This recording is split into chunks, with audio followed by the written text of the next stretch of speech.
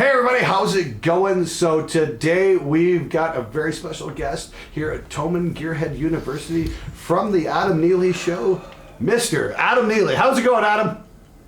Did he?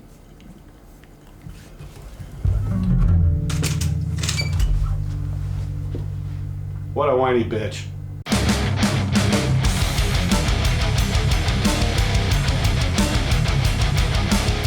You guys know Adam Neely from the show. He's kind of been a friend for quite a while, and you guys didn't quite get the one joke we had going on where, you know, somebody asked on his what do you think of Glenn Ferry? He's like, well, I think he's, you know, just a pretentious windbag and has no idea what the fuck he's talking about, while wearing a Rule Number 2 shirt. I mean, I still think that, but you know. Okay, that's okay.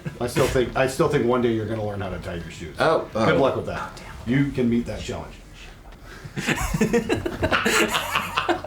We met on that Dread Machine shoot at Oyard. Yeah, that was cool, man. That was such a fun experience too, just meeting everybody and hanging out and learning from each other and what we do, and it was such a cool experiment. So I'm glad to hang out again. So your background is, did you major in bass at Berkeley?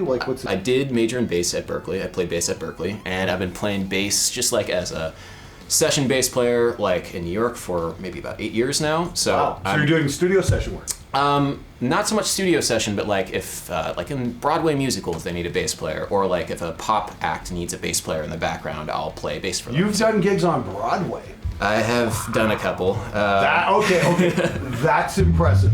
Well, off-Broadway, so it's not as impressive. It's the off-brand of Broadway. Off-Broadway, okay. So it's not like you got to do Book of Mormon or anything No, that? Nothing that So cool. You haven't still yet to play bass on Hasadiki Evil Eye? No, I have not done that. Okay. Not done that.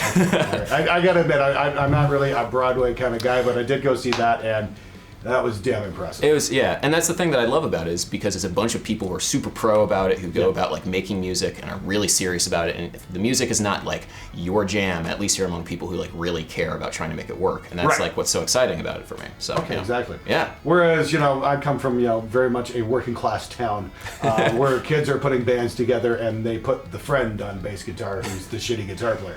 Well, if you have happens 98% of the time, and most of you guys out there know exactly what I'm talking about. Well, that's how I started. I was the friend on bass guitar. I was playing my dad's guitar, and the band was starting up, and they needed a bass player. So you started out as the shitty guitar player. I started out as the shitty guitar player, but then I cared about the music that I was making, and so I went really hard on becoming the best bass player I could be. So yeah, that's the story. Okay, so we're gonna look at a couple pieces of gear here.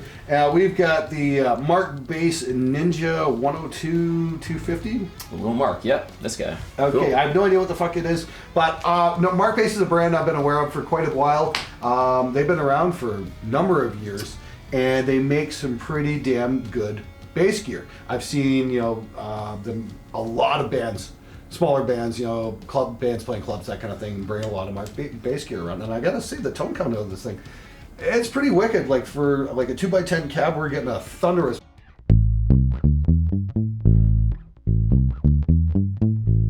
2x10, the amount of air that's being moved.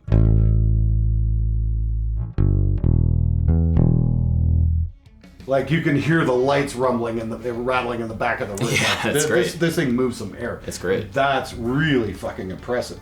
So, gotta say, big thumbs up there to Markbass.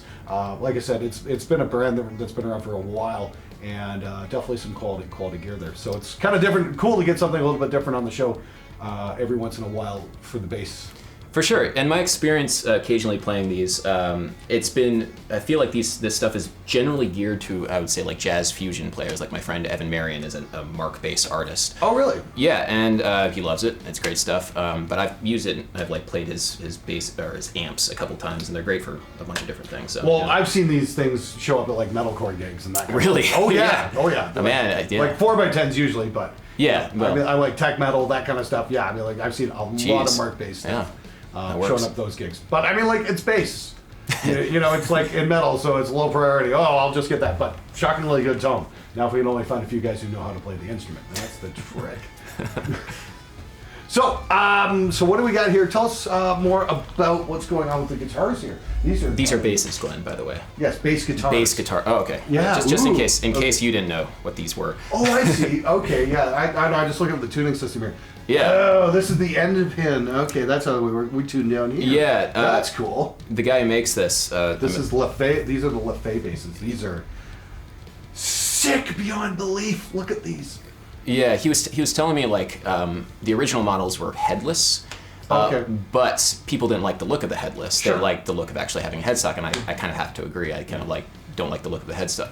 These are very arty. Yeah. So, and if you have a headless, it's even more so. So you can still do like the weird like tuning system on the bridge, which is cool. Like apparently it's like more ergonomic to tune it like that. I'm not sure if I believe that, but that's what he told me. So. Well, no, that makes sense. I mean, like as a guitar player, playing a Floyd or whatnot, you're locked off your anyway. It's just super easy just to grab a tuner, away you go, and then you're back into it. So I totally get that. Yeah, for sure. So, okay, now if your bass players learn how to tune, that'll be a big improvement. We'll actually know what these things are for. The action on these basses is just beyond belief. I mean, I don't think I've ever played anything with a bass guitar that with this low action and this clean. He said that they're like inlays and there's something fancy with it. I mean, I'm not really a gearhead, so I can't say like what the technical thing is, but in terms of just like the frets, they feel nice. It feels nice to me. Feel great. It's if I just play around, like that's one of the big things I like kind of look for just when I'm like checking out a new bass is like what the like how even all the tones are.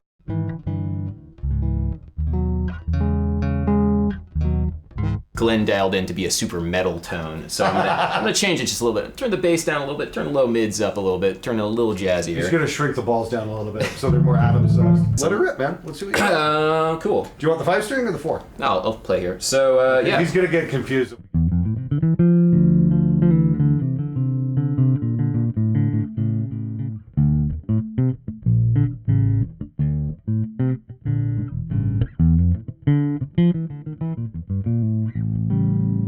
Just shred that blade. Shred.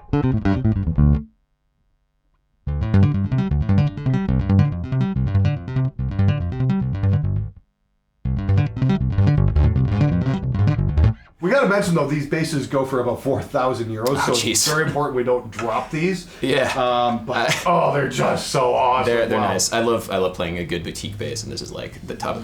You can kind of tell just also like how it lays into your body. Like it's very ergonomic. The ergonomics are so well thought out. Are fantastic. I would love to have one of these in the studio. But Adam, honestly, dude, that's some incredible playing. Yeah, well, thank you, man. That's you sweaty bastard. Seriously, you're welcome in my studio anytime. Usually I have to throw the bass players out, but if you're ever in my neck of the woods, you got to come up and we can get you to record some stuff because I think that'd be awesome. So that's it for me and Adam Neely. Thanks so much for being on the show, Adam. Thank you for having me on. Oh, I've been thrilled to have you on the show, man.